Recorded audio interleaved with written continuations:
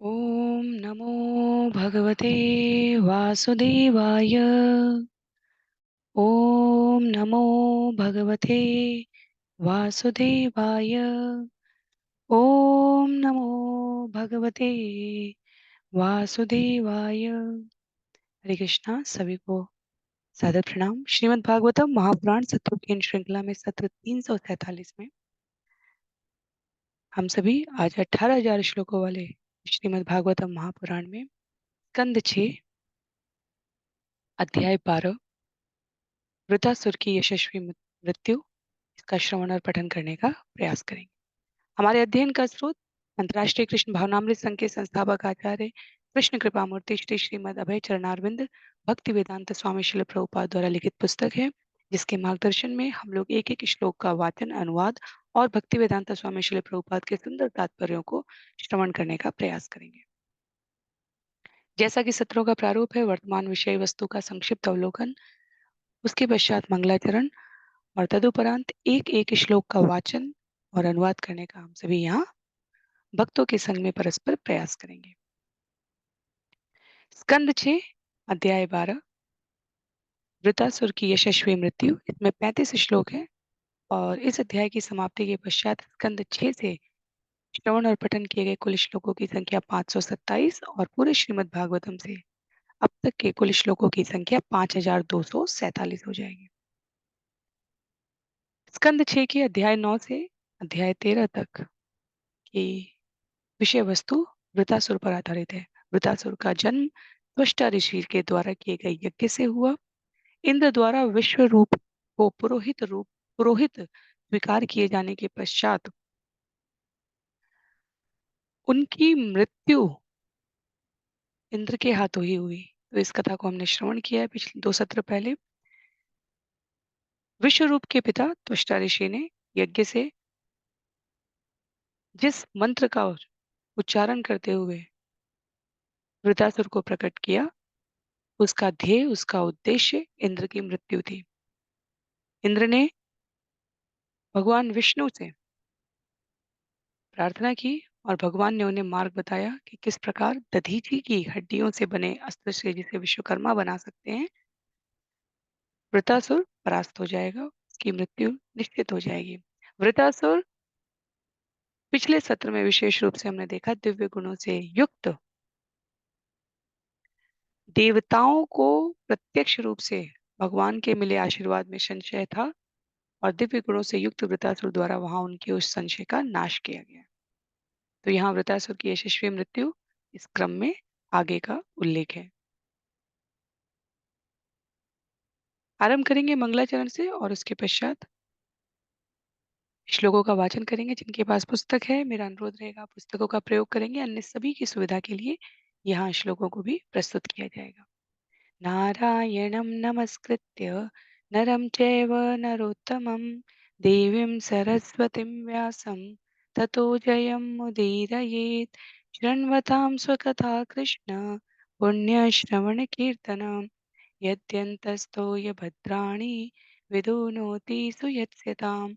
नष्टप्रायेषु भद्रेषु नित्यं भागवत सेवया भगवत्युत्तमश्लोके भक्तिर्भवति नैष्ठिकी। ॐ अज्ञानतिमिरान्धस्य ज्ञानाञ्जनशलाकया चक्षुन्मीलितं येन तस्मै श्रीगुरुवे नमः।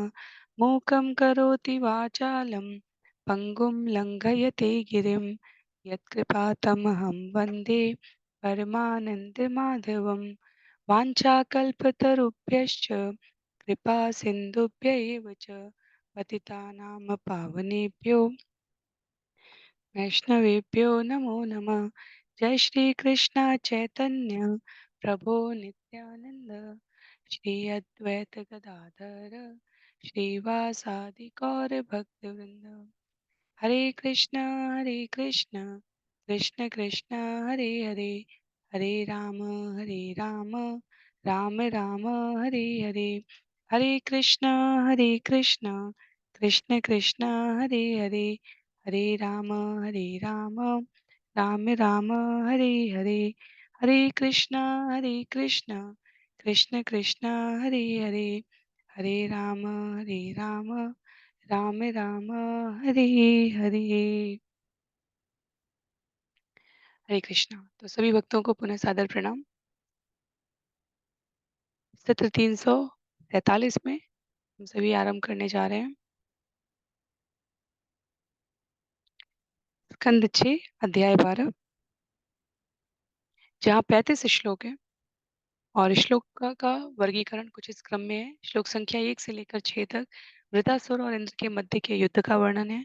श्लोक संख्या 7 से लेकर 17 तक वृतासुर द्वारा हताश इंद्र को प्रोत्साहित किया जाएगा। श्लोक संख्या 18 से 22 तक इंद्र द्वारा वृतासुर की प्रशंसा की गई है और अंततः 23 से लेकर 35 में इंद्र द्वारा वृतासुर के वध का उल्लेख है।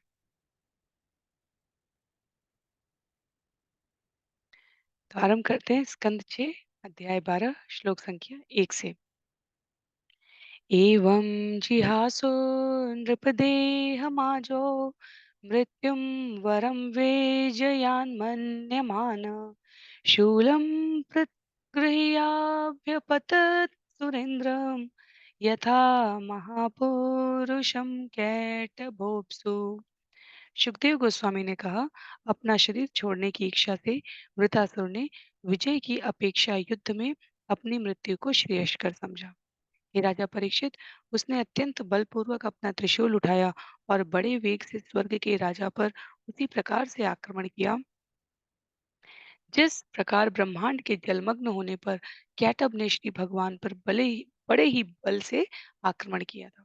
तो प्रसंग यहाँ पर यह है कि पिछले सत्र में वृतासुर ने भगवान से प्रार्थना की थी और इंद्र को बताया भी था कि भगवान का आशीर्वाद तुम्हारे साथ है, तुम अपना कर्म करो।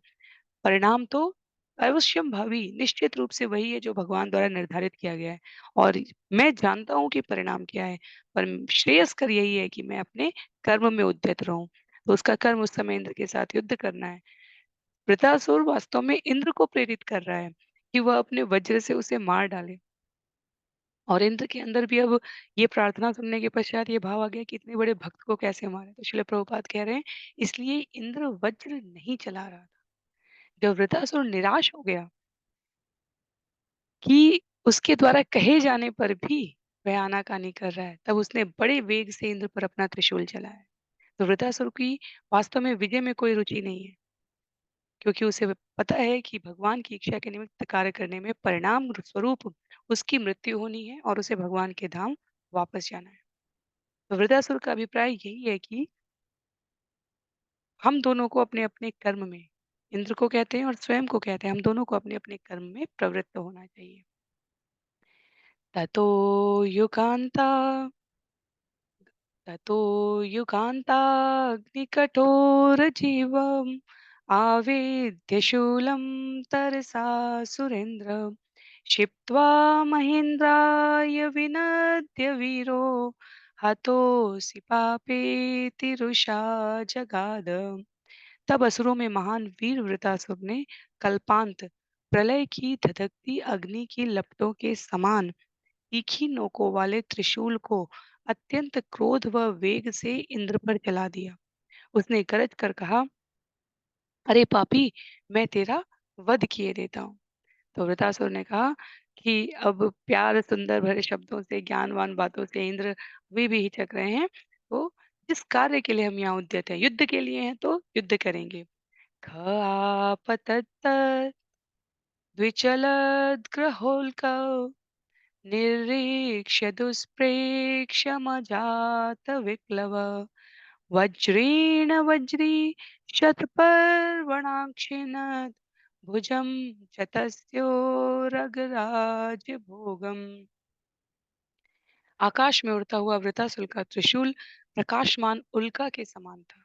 यद्यपि इस प्रज्वलित आयुध की ओर देख पाना कठिन था, किंतु राजा इंद्र ने निर्भीक होकर अपने वज्र से उसके खंड खंड कर दिए। उसी समय उसने वृतासुर की एक भुजा काट ली, जो सर्पों के राजा वासुकी के शरीर के समान मोटी थी।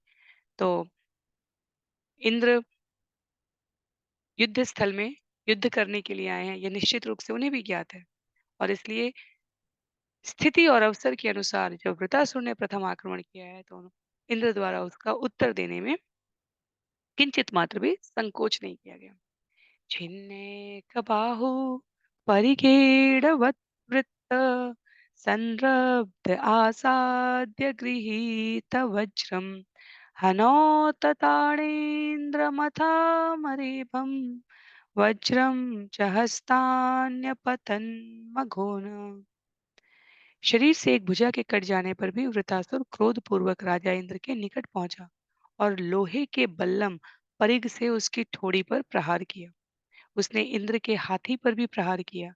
इससे इंद्र के हाथ से उसका वज्र गिर गया।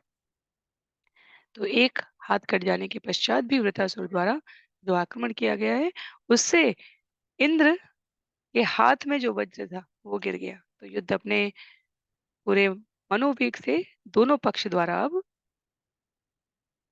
यहाँ पर भगवत इच्छा को समक्ष निवेदित करते हुए लड़ा जा रहा है। अब दोनों पक्ष को अपने अपने कर्तव्य भान की ओर हम उद्यत होते हुए देख सकते हैं। श्लोक संख्या 5 में वृतस्य कर्मातिमहाद्भुतं तत् सुरासुराश्चारणसिद्धसङ्घा अपूजन्यस्तत्पुरुहूत सङ्कटं निरीक्ष्य हाहेति विचोकृशुर्भृशम्। विभिन्न लोकों के वासी यथा देवता, असुर, चारण तथा सिद्ध वृतासुर के कार्य की प्रशंसा करने लगे।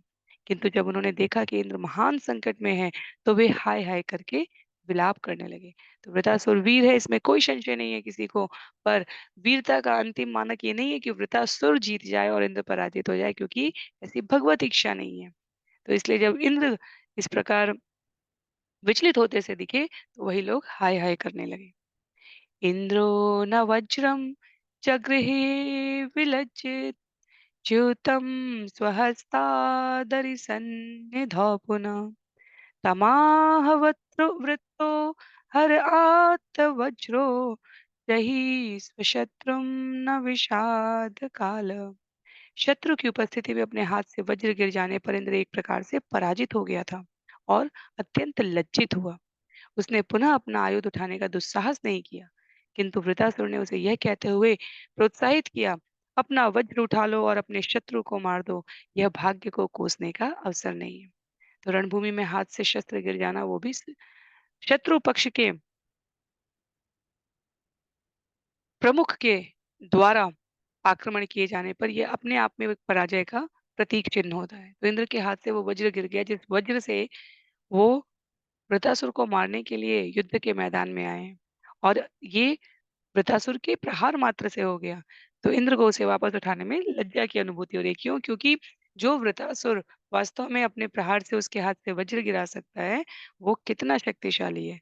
तो इंद्र इस बात को समझ रहे हैं कि किसी भी प्रकार की विजय उनको वास्तव में किसी भी प्रकार की उनकी विजय वास्तव में वृतासुर को ही विजयी बनाने वाली है। तो श्लोक संख्या 7 से लेकर 17 तक वृतासुर द्वारा हताश इंद्र को प्रोत्साहित किया जाएगा, क्योंकि इंद्र द्वारा यहाँ पर पुनः उस वज्र को उठाने में अत्यंत लज्जा का अनुभव हो रहा है। श्लोक संख्या 7 में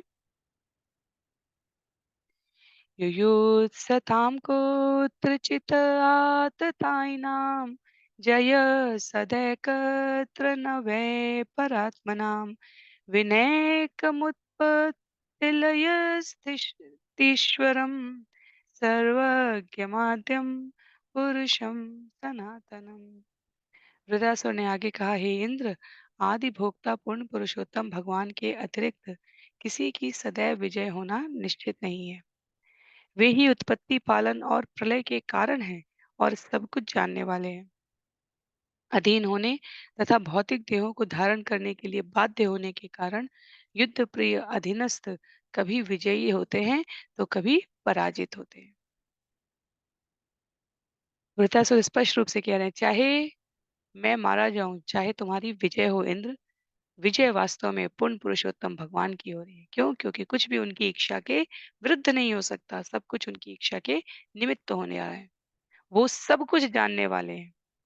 और भगवत गीता अध्याय 15 श्लोक संख्या 15 का उल्लेख करते हुए श्रील प्रभुपाद यहाँ तात्पर्य में कहते हैं, भगवान ने अपने श्रीमुख से कहा है, सर्वस्य चाहम यदि सन्निविष्टो मत्त स्मृतिर्ज्ञानमपोहनम च।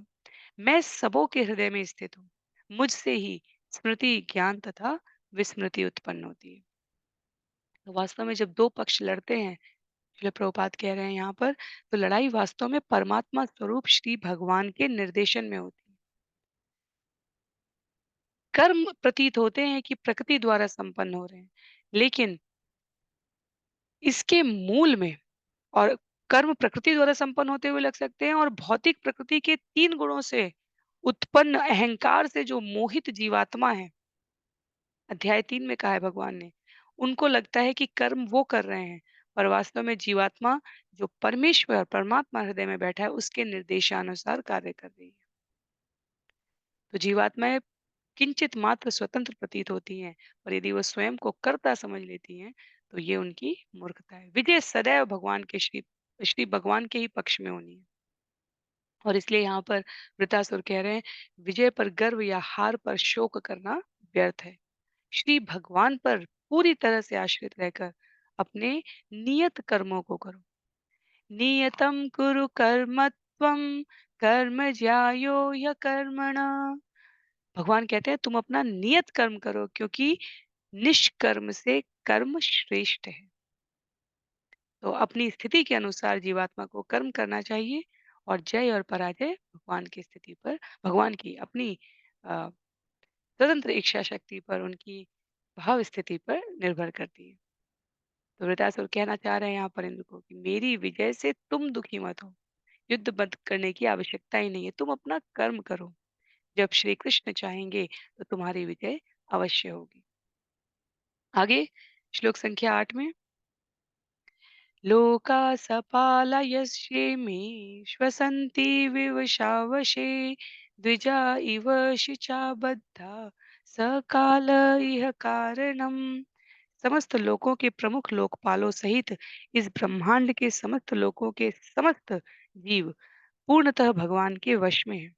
वे जाल में पकड़े गए उन पक्षियों के समान कार्य करते हैं जो स्वतंत्रता पूर्वक विचरण नहीं कर सकते। तो वृतासुर ये उपमा दे रहे हैं कि जैसे जाल में पकड़े गए पक्षी स्वतंत्र प्रतीत होते हैं, पर अपनी किंचित गति के लिए, पर वो वास्तव में स्वतंत्र नहीं होते, वो पूर्ण स्वतंत्रता का विचरण नहीं कर सकते। वही स्थिति इस भौतिक जगत के जीवों की है। ऐसा प्रतीत होता है कि स्वतंत्र रूप से वो कार्य कर रहे हैं, पर कार्य अंततः भगवान के निर्देशन अनुसार ही होता है, चाहे वो प्रकृति के 3 गुणों के द्वारा हो रहा हो, चाहे भगवत कृपा से हो रहा है। श्रील प्रभुपाद ने लिखा है यहाँ पर, ब्रह्मा से लेकर एक तुक्ष चींटी तक कोई भी स्वतंत्र नहीं है। हम जीते या हारे, परमेश्वर तो सदैव विजयी होते हैं, क्योंकि प्रत्येक मनुष्य अंततः उनके निर्देशन में कार्य कर रहा है। आगे श्लोक संख्या 9 में कहा गया है, ओजसहो बलम प्राणम अमृतम मृत्युमेव च तमज्ञाय जनो हेतुम आत्मानं मन्यते जडम्। हमारी इंद्रियों का शौर्य, मानसिक शक्ति, दैहिक बल, जीवन शक्ति, अमरत्व एवं मृत्यु, सभी कुछ परम भगवान की देख-रेख के अधीन है। इससे अनवगत मूर्ख लोग अपने जड़ शरीर को ही अपने कार्यकलापों का कारण मानते हैं। तो वृतासुर के माध्यम से यहाँ पर समस्त प्राणी मात्र को ये निर्देश मिल रहा है कि अपने आप को हम कर्ता के पद पर सुशोभित करें, ये हमारी मूर्खता है। यथा दारु मयि नारी यथा पत्रमयो मृग एवं भूतानि मघवन्न ईश तंत्राणि विद्धि भो। हे देवराजेंद्र, जिस प्रकार काठ की पुतली जो स्त्री के समान प्रतीत होती है, अथवा घास फूस का बना पशु जो न तो हिल डुल सकता है और न अपने आप नाच सकता है, वरन उसे हाथ से चलाने वाले व्यक्ति पर पूरी तरह निर्भर करता है, उसी प्रकार हम सभी परम नियंता पूर्ण पुरुषोत्तम भगवान की इच्छा अनुसार नाचते हैं। कोई भी स्वतंत्र नहीं है। तो हम सभी भगवान की इच्छा के अनुसार कार्य कर रहे हैं। कौन भगवान की इच्छा में स्वयं की प्रसन्नता रखकर कार्य करने के लिए उद्यत है, और कौन इससे भिन्न इंद्रियों के संघर्ष में अपने आप को असत्य वास्तव में सत्य प्रतीत होता है, पर असत्य दिखने वाले सुख को भोगने में अनुरक्त रहता है। एकले ईश्वर कृष्ण आर सब भृत्य यारे यचे नाचाय सिद्ध छे करे नृत्य। श्री चैतन्य चरितमृत आदि लीला अध्याय 5 श्लोक संख्या 142 का उल्लेख किया श्रील प्रभुपाद ने तात्पर्य में कि केवल भगवान श्री कृष्ण परम नियंता है और अन्य सभी उनके दास हैं। वे जिस प्रकार नचाते हैं सभी वैसा ही नाचते हैं।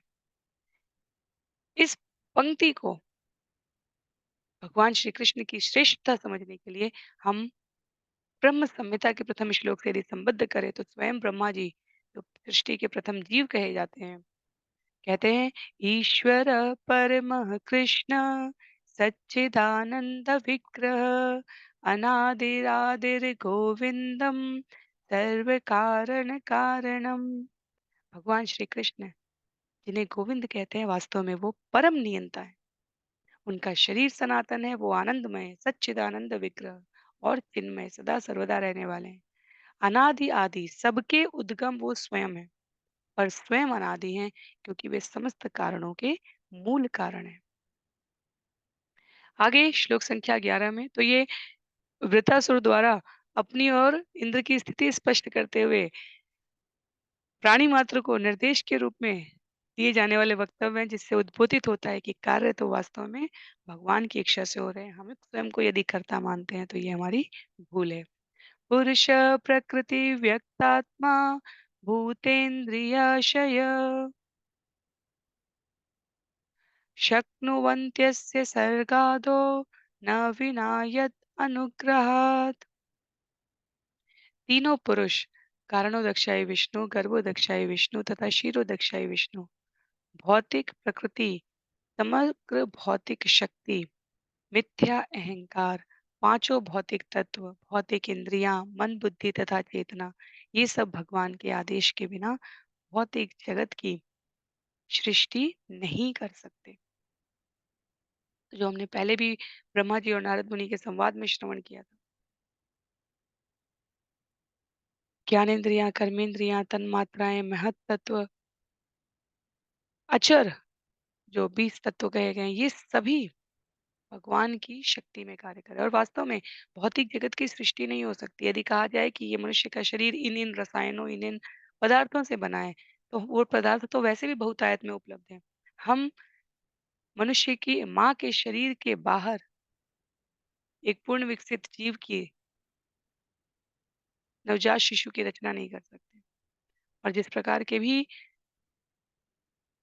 लैब संबंधी प्रयोग हो रहे हैं उसके परिणाम स्वरूप जो चेतना युक्त जीव का विस्तार करने का प्रयास किया जा रहा है उसका मूल तत्व वैसे भी जीवित शरीर से प्राप्त करने के उपरांत तो पहला कदम ही वहां पर है जहां जीवित शरीर से मूल तत्व प्राप्त करके फिर रसायनों के संबंध में कहा जा रहा है कि शरीर का निर्माण किया जा सकता है। पर आध्यात्म स्पष्ट करता है शास्त्र अनुमोदित करते हैं इस वचन को कि जो भगवान ने कहा है हम जितनी भी अभिव्यक्तियां इस जगत में अनुभव कर सकते हैं वे भगवान या भगवान की शक्तियों के अतिरिक्त और कुछ भी नहीं है। तो भौतिक जगत की सृष्टि भगवान के आदेश के बिना उनके द्वारा प्रदान किए गए मूल तत्व के बिना संभव ही नहीं है किसी भी स्थिति में संभव नहीं है। आगे वृतासुर कहते हैं अविद अविद्वानेवमात्मानं मन्यते अनिशमीश्वरं भूते सृजति भूतानि ग्रसते तानि च स्वयं। ज्ञान रहित मूर्ख व्यक्ति पूर्ण पुरुषोत्तम भगवान को नहीं समझ सकता। वह शाश्वत अधीन रहकर भी अपने आप को झूठे ही सर्वोच्च मानता है। यदि कोई यह सोचे कि अपने पूर्व सकाम कर्मों के अनुसार उसका भौतिक शरीर उसके माता पिता द्वारा उत्पन्न किया गया है और उसी शरीर को दूसरा कोई विनष्ट कर देता है जैसे कि बाघ दूसरे पशु को निगल जाता है तो यह सही ज्ञान नहीं है। श्री भगवान स्वयं सृष्टि करते हैं और अन्य जीवों के द्वारा जीवों को निगलते रहते हैं।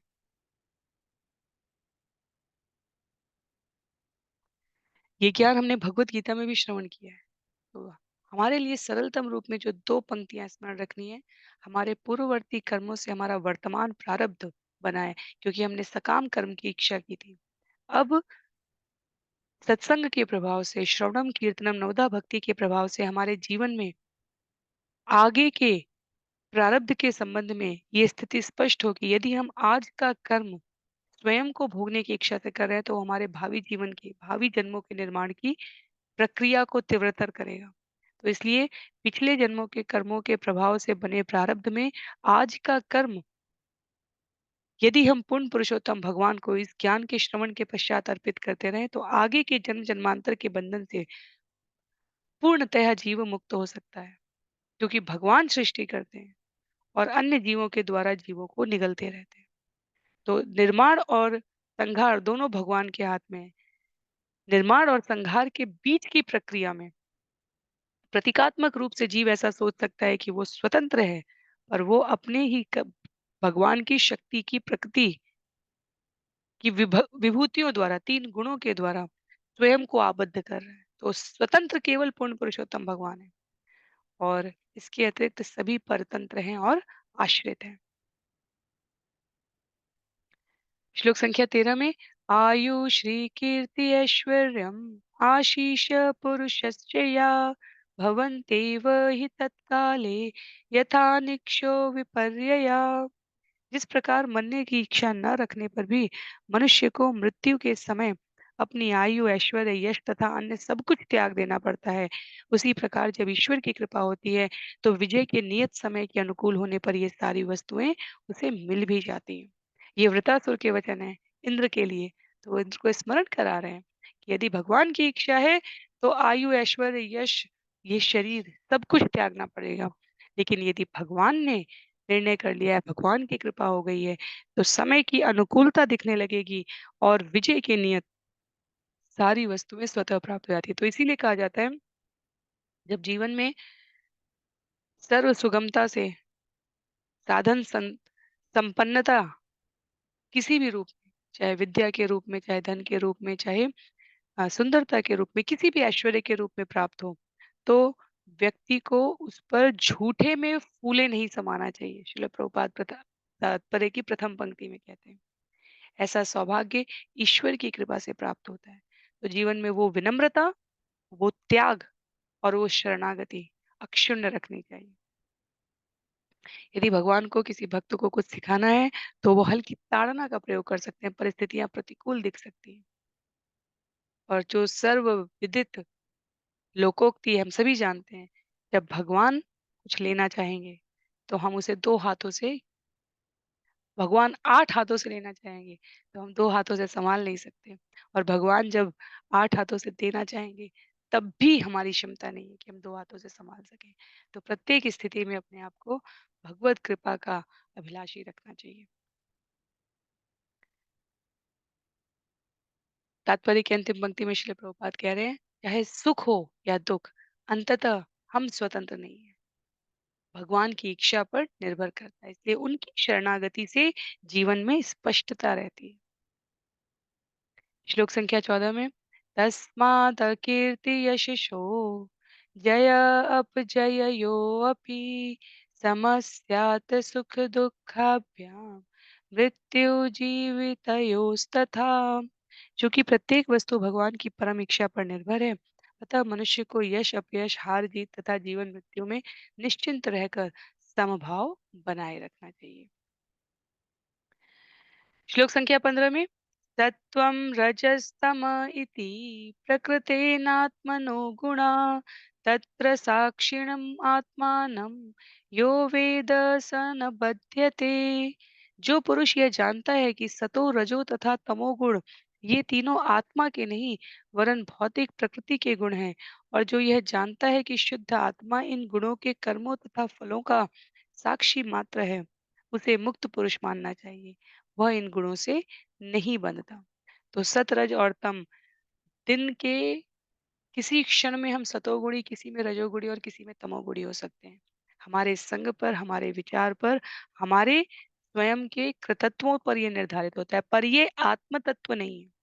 ये प्रकृति के गुण है। प्रकृति भगवान की बहिरंगा शक्ति है, और जिस चेतना के साथ ये शरीर गतिमान हो रहा है और इन विभिन्न गुणों से अपने आप को आबद्ध करके कार्य कर रहा है, वो चेतना, वास्तव में इसकी साक्षी मात्र है। तो वो स्वभाव ग्रहण कर रही है। अच्छे लोगों के साथ रहकर, अच्छी बातें सीखकर, अच्छे भजन-पूजन करते हुए जीवन यापन करने वाले की आत्मा यदि अगले जन्म में भी आएगी, तो वो उस गुण को धारण करके आएगी। इसलिए संग बहुत महत्व का है। संग केवल वर्तमान जीवन का नहीं होता, संग जन्म-जन्मांतर से साथ में बंधे हुए आता है। इसलिए श्रील प्रभुपाद यहाँ तात्पर्य की अंतिम कुछ पंक्तियों में कह रहे हैं कि ऐसा मुक्त पुरुष सदैव प्रसन्न रह सकता है, उसे शोक नहीं होगा, उसे किसी वस्तु की इच्छा नहीं होगी, जो माया के कर्म तथा फल से अविचलित रहकर कृष्ण भक्त बना रहे हैं। तो माया अर्थात प्रकृति, बहिरंगा शक्ति, इनके 3 गुणों के प्रभाव से अविचलित रहकर भगवान की भक्ति में बने रहने वाले को कोई संकट नहीं है। श्लोक संख्या 16 में पश्य माम निर्जितम शत्रु विक्रणायुध भुजम मृधे घटमानम यथा शक्ति तव प्राण जिहर्षया। अरे मेरे शत्रु, जरा मेरी ओर देख, मैं पहले ही पराजित हो चुका हूँ, क्योंकि मेरा हथियार तथा मेरी भुजा पहले ही खंड खंड हो चुके हैं। तुमने मुझे पहले ही परास्त कर दिया है, तो भी मैं तुम्हें मारने की प्रबल इच्छा के कारण तुमसे लड़ने का भरसक प्रयत्न कर रहा हूँ। ऐसी विषम परिस्थिति में भी मैं तनिक भी दुखी नहीं हूँ। अतः तुम उदासीनता त्याग करके युद्ध जारी रखो। तो वृतासुर कह रहे हैं इंद्र को कि मैं किंचित मात्र भी किसी भी परिस्थिति में स्वयं को दुखी होने का अनुभव नहीं कर रहा हूँ। तो तुम क्यों उदासीन हो? मेरी भुजा पहले खंड खंड कर चुकी है तुम्हारे हथियार। पुनः प्रयास करो। तुम्हारा वज्र गिरने से पहले मेरी भुजा कट गई थी। तो कौन शत्रु इस प्रकार करता है? केवल एक भक्त ही ऐसा कर सकता है। वास्तव में वृतासुर यहाँ युद्ध में भूमि में खड़े होकर शिला प्रभुपाद कह रहे हैं, इंद्र के गुरु की भूमिका निभा रहा है। उसे पता है कि वो हारने वाला है, पर उसके ऊपर इसका कोई प्रभाव नहीं। वह जानता था कि वह इंद्र से हराया जाएगा प्रत्यक्ष रूप से, पर स्वेच्छा से उसने इसे स्वीकार किया है।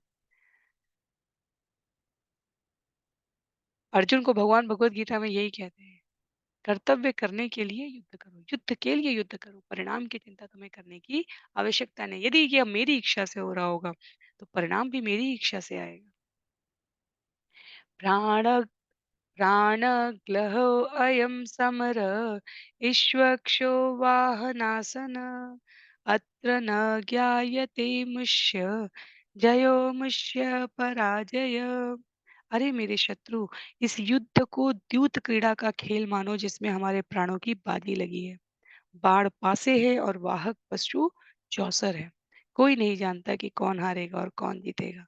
यह सब विधाता पर निर्भर है। तो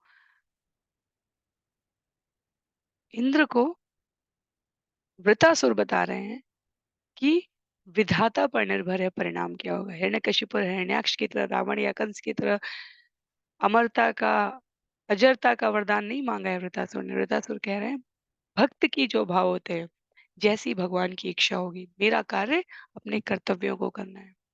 तो श्लोक संख्या 18 से 22 तक में वृतासुर के ऐसा कह देने के पश्चात पूर्ववर्ती श्लोकों में अब 18 से 22 में इंद्र द्वारा वृतासुर की प्रशंसा की जाएगी।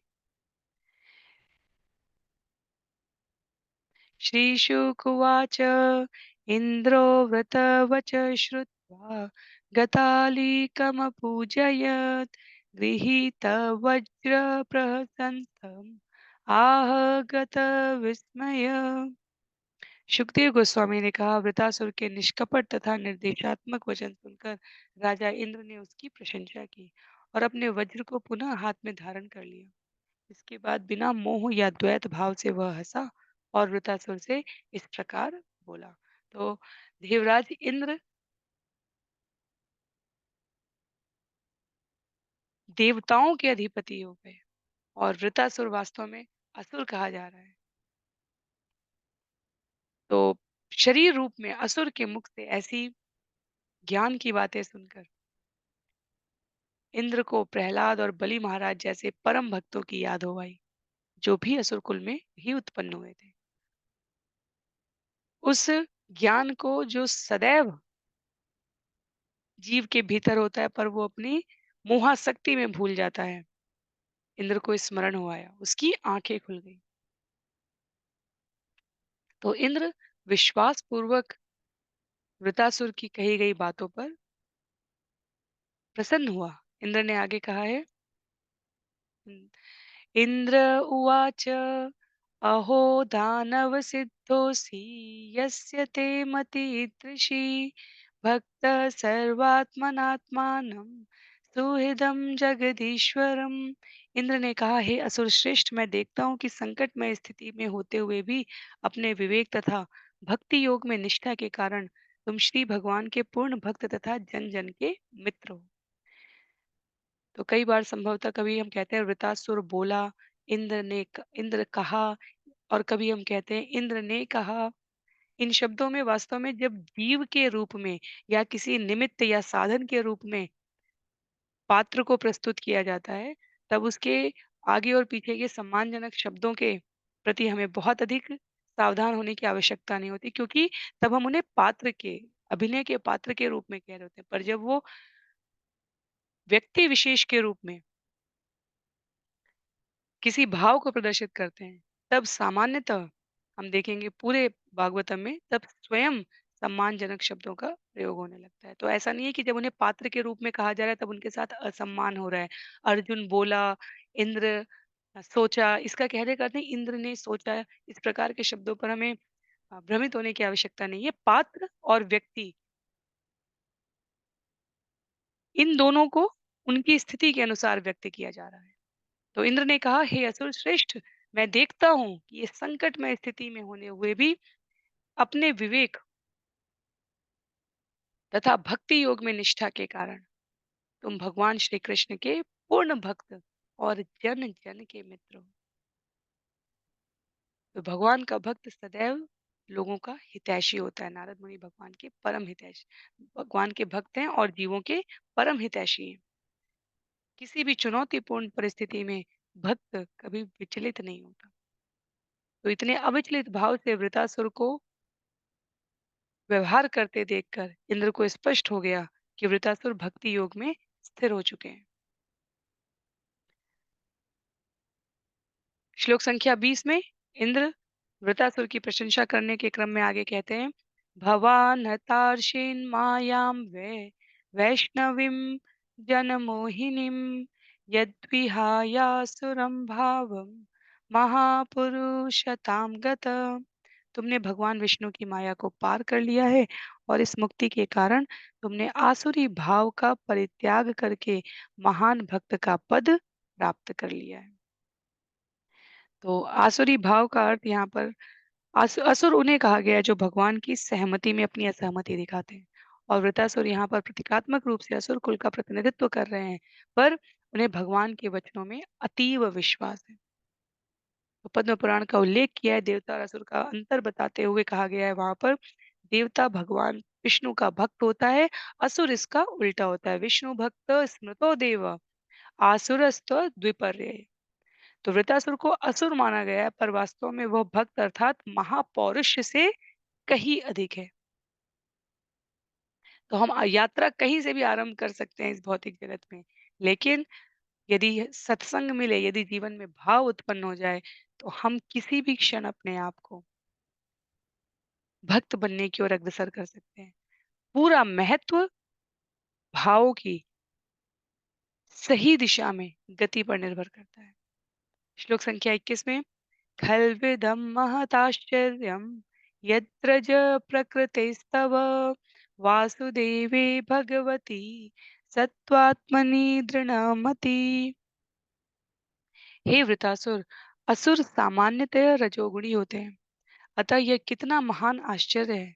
कहा जाएगा कि असुर होकर भी तुमने भक्त भाव ग्रहण करके अपने मन को पूर्ण पुरुषोत्तम भगवान वासुदेव में स्थिर कर दिया है, जो सदैव शुद्ध सत्व में स्थिर रहते हैं।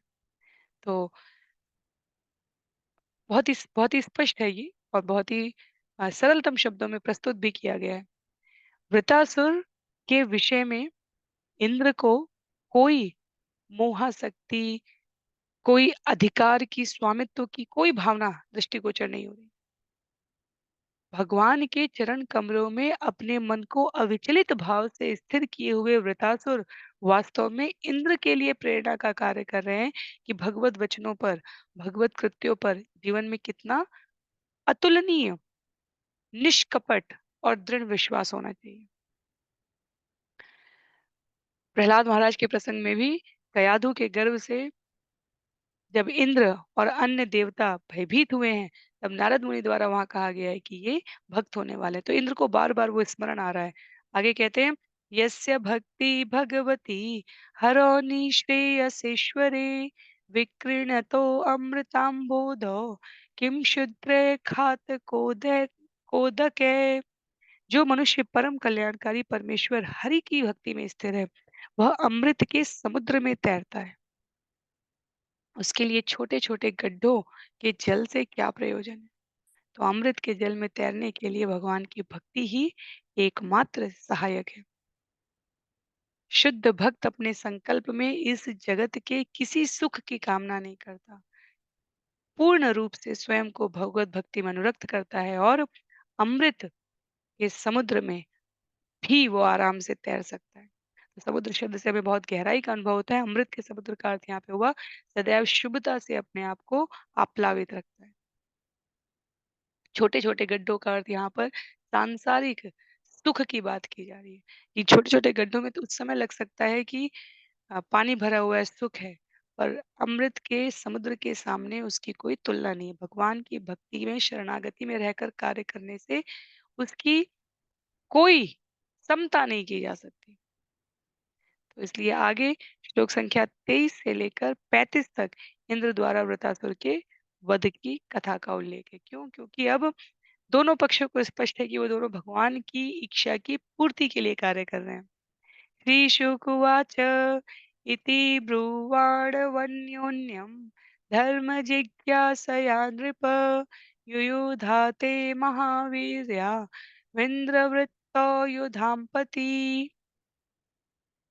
श्री सुखदेव गोस्वामी ने कहा, वृतासुर तथा राजा इंद्र ने युद्ध भूमि में भी भक्ति योग के संबंध में बातें की और अपना कर्तव्य समझकर दोनों पुनः युद्ध में भिड़ गए। हे राजन, दोनों ही बड़े योद्धा और समान रूप से शक्तिशाली थे, तो अपने आप को दोनों ने कर्म में प्रवृत्त कर लिया। आविद्य परिघम वृत्त काष्णाय सम अरिन्दम आविद्य परिघं वृत्त काष्ण अयसम् अरिन्दम इन्द्राय प्राहिणोद्धोरं वामहस्तेन मारिष। हे महाराज परीक्षित, अपने शत्रु को वश में करने में पूर्ण सक्षम वृतासुर ने अपना लोहे का परिघ उठाकर चारों ओर घुमाया और इंद्र को लक्ष्य बनाकर अपने बाएं हाथ से उस पर फेंका।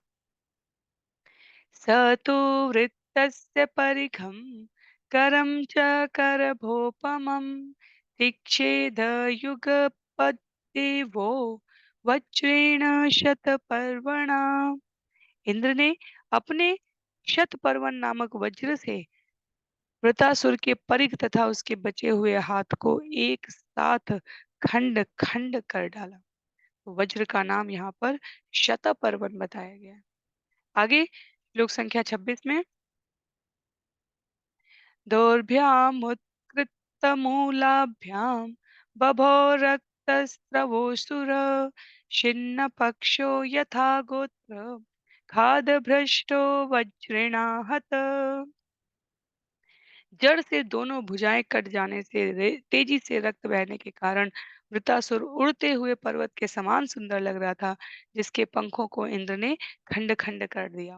तो वृतासुर का शरीर बहुत विशाल है और दोनों हाथों को काट दिए जाने पर ऐसा लग रहा था जिस प्रकार अ, पहले पर्वत भी उड़ते थे, गति करते थे। इसका भी उल्लेख आता है पुस्तकों में। तो जिस प्रकार उड़ता हुआ पर्वत है, वैसा वृतासुर का विशाल शरीर इस समय दिखाई दे रहा है। आगे श्लोक संख्या 27, 28, 29 एक साथ दिया गया है। महाप्राणो महावीर्यो महासर्प इव द्विपं कृत्वा धरां हनुं भूमौ दैत्यो दिव्योत्तरां हनुं नभो गम्भीरवक्त्रेण लेलिहोल्बणजीवया दंष्ट्राभिकालकल्पाभिग्रसन्निव जगत्त्रयम् अतिमात्रमहाकाय आक्षिपन्तरसागिरिन् गिरिराटपादचारीव पदभ्यां निर्जरयन्महिं जग्रास स समासाद्य वज्रिणं सह वाहनम। वृतासुर अत्यंत शक्तिशाली तथा वीर्यवान था। उसने अपने निचले जबड़े को भूमि पर और ऊपरी जबड़े को आकाश में गड़ा दिया। उसका मुख इतना गहरा हो गया मानो आकाश हो, और उसकी जीभ बहुत बड़े सर्प के सदृश लग रही थी। अपने काल के समान कराल दांतों से वह संपूर्ण ब्रह्मांड को निगलने का प्रयास करता प्रतीत हुआ। इस प्रकार विराट शरीर धारण करके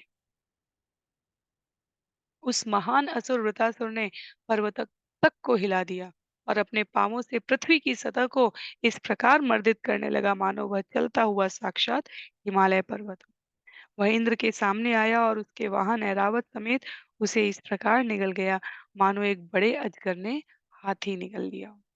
तो इसलिए कहा था भक्त ये कहते हुए कि वो भगवान पर आश्रित है, भगवान की इच्छा के बिना कुछ नहीं होगा, ये सब कह के वो कहीं किसी बंद कमरे में कंबल रजाई ओढ़ के नहीं सो जाता है। वो अपने कर्म में प्रवृत्त रहता है। भक्त सदैव सतर्क रहता है। भौतिक जगत के सामान्य जीवों को इंद्रियों से सावधान रहने के लिए कहा गया है, और भक्त जो सदैव भगवान की प्रसन्नता के लिए कार्य कर रहा है, वो फिर असावधान कैसे हो सकता है। तो इस जगत में जो भगवत इच्छा को सर्वोच्च मानकर भगवान की प्रसन्नता के लिए कार्य करते हैं, वो शुद्ध सात्विक अवस्था में सबसे सजग जीव कहे जाते हैं। भक्त कभी आलसी नहीं हो सकता। जब तक जीवन में आलस्य है, प्रमाद है, ये कहीं न कहीं किसी न किसी रूप में तमोगुण का प्रतिनिधित्व करता है। किसी कार्य के प्रति हमारे जीवन में आलस्य, कम से कम अपने कर्तव्यों के लिए तो निश्चित रूप से आलस्य नहीं होना चाहिए। आलस्य इंद्रिय सुख का लक्षण दिखाता है। अशक्तता नहीं कही जा रही है, शरीर थका हुआ है, मन बुद्धि कार्य नहीं कर पा रहे हैं, उस क्षण कहना कि हम उसे आलस्य नहीं कहते हैं। आलस्य कहते हैं जब सभी साधनों की उपलब्धता के पश्चात भी जीव अपने नियत कर्म में अपने आप को प्रयुक्त नहीं कर रहा हो, ऊर्जा को, शक्ति को। तो सतर्क है वृतासुर। यह सब कुछ कहने के पश्चात भी ऐरावत सहित इंद्र को निगल लिए। तो कर्म करने में सजग प्रवृत्त भगवान की इच्छा को उनकी उच्चता के साथ पालन कर रहे हैं वृतासुर।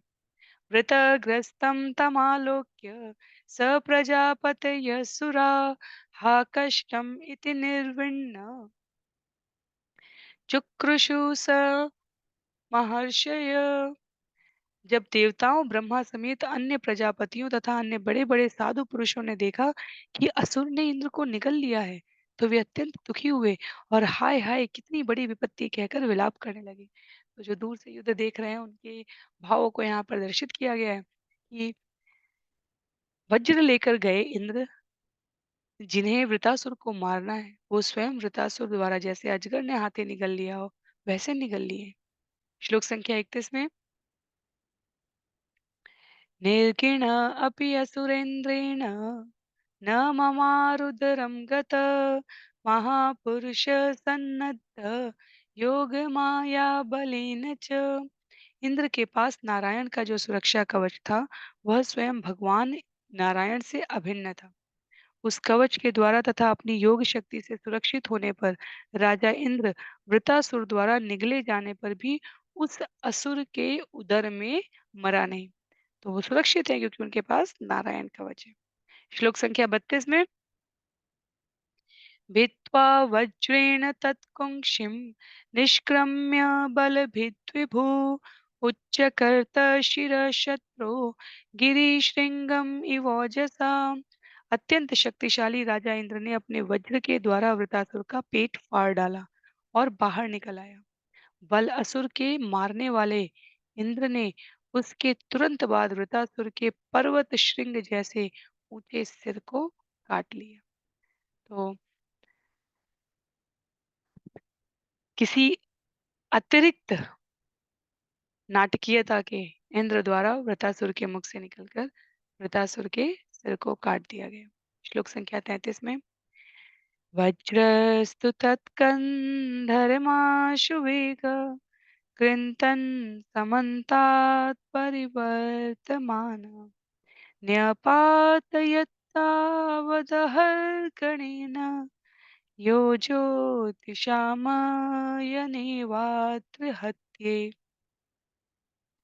यद्यपि वज्र वृतासुर की गर्दन के चारों ओर अत्यंत वेग से घूम रहा था, किंतु उसके शरीर से सिर को विलग करने में पूरा 1 वर्ष 360 दिन लग गया, जो सूर्य, चंद्र तथा अन्य नक्षत्रों के उत्तरी तथा दक्षिणी यात्रा पूर्ण करने में लगने वाले समय के तुल्य है। तब वृतासुर के वध का उपयुक्त समय उपस्थित होने पर उसका सिर पृथ्वी पर गिर पड़ा। तो युद्ध स्वर्ग लोक में लड़ा जा रहा है और 360 दिन जो कहे जा रहे हैं वो पृथ्वी की तुलना में कहे जा रहे हैं। तो वहां ऐसा ऐसा नहीं लगना चाहिए कि 1 साल तक पृथ्वी की तुलना में, क्योंकि देवताओं के यहाँ वर्ष की दिन की अवधि हमारी अवधि से भिन्न है। तो 6 महीने 360 जो दिन हमारे यहाँ 1 वर्ष के लिए कहे जा रहे हैं, वो वहाँ के 1 दिन के बराबर हो रहे हैं। तो उनके 100 वर्ष इसीलिए 36,000 जाते हैं। तो वहाँ स्वर्गलोक की गणना के अनुसार बहुत अधिक समय नहीं लगेगा, उनके उनके समय काल में देखते हुए। पर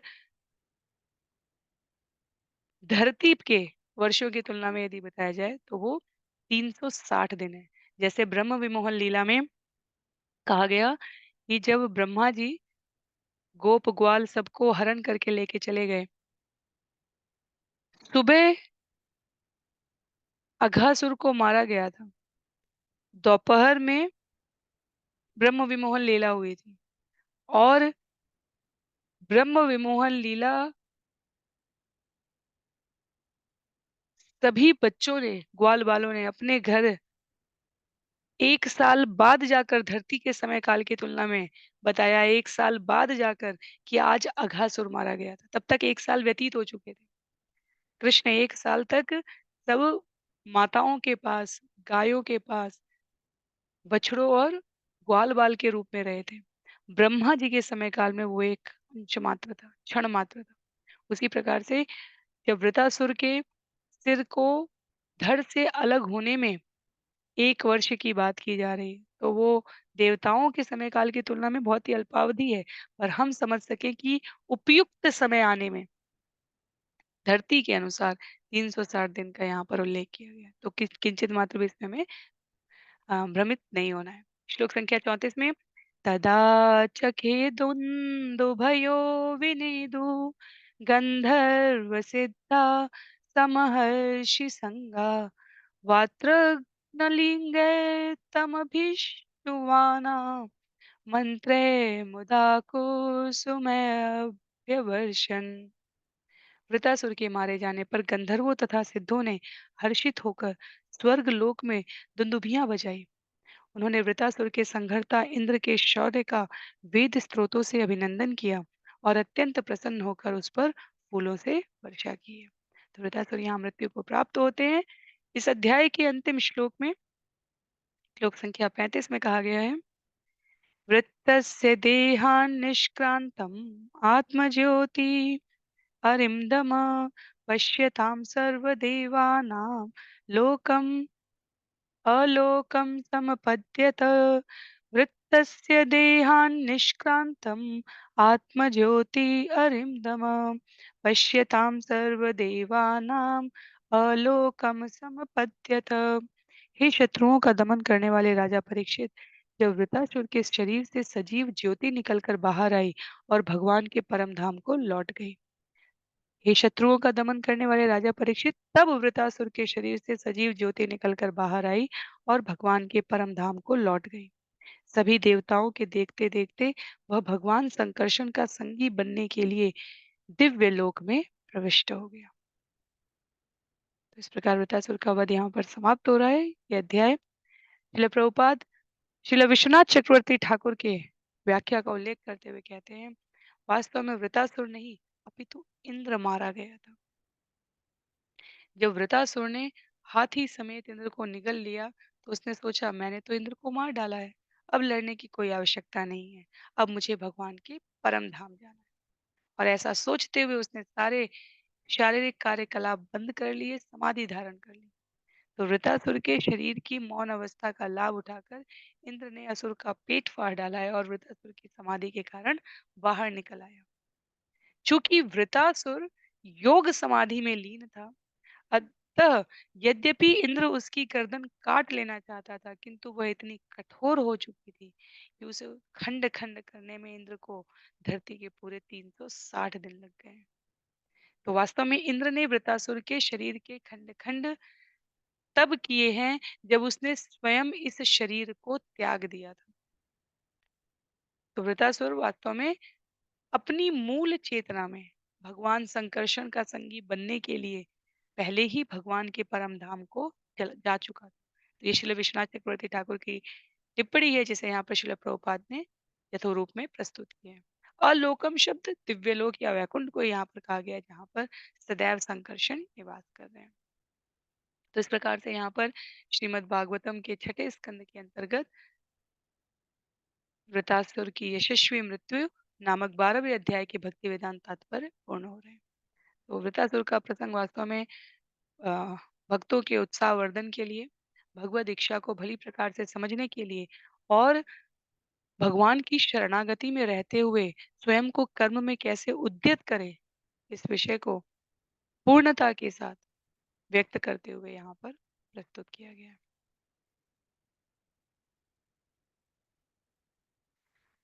अगले सत्र में हम लोग अध्याय 13, जिसका नाम है ब्रह्म हत्या से पीड़ित राजा इंद्र, इसको श्रवण और पठन करने का प्रयास करेंगे। तो आज के लिए सत्र को यहीं पर समाप्त करते हैं। श्रील प्रभुपाद की जय, श्रील गुरुदेव की जय, अनंत कोटि वैष्णव वृंद की जय, श्रीमद् भागवतम महापुराण की जय। हरे कृष्ण।